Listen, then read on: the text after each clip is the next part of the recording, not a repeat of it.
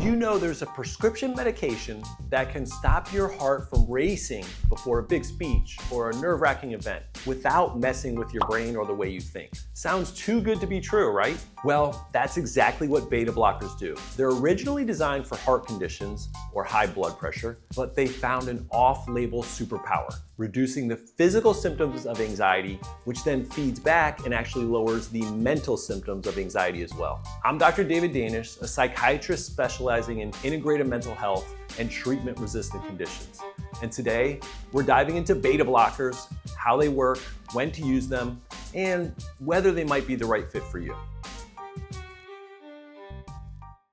So if you've ever dealt with shaky hands, pounding heart, or that gut-wrenching feeling before public speaking, stay with me. Beta blockers work by blocking the effects of adrenaline, the hormone responsible for your fight or flight response. Imagine you're about to step on stage. Your body thinks you're in danger. So adrenaline kicks in, it's pumping. Your heart is pounding. Your hands are shaking.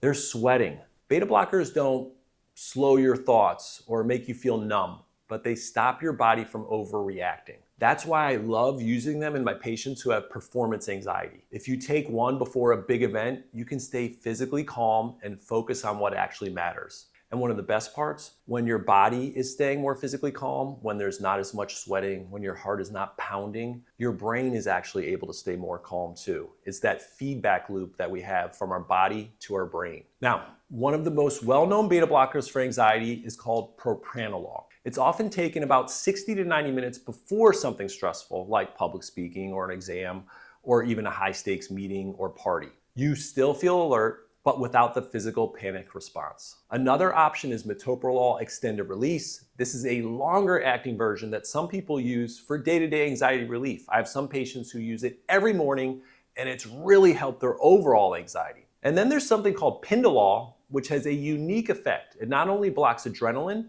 but it also interacts with serotonin receptors.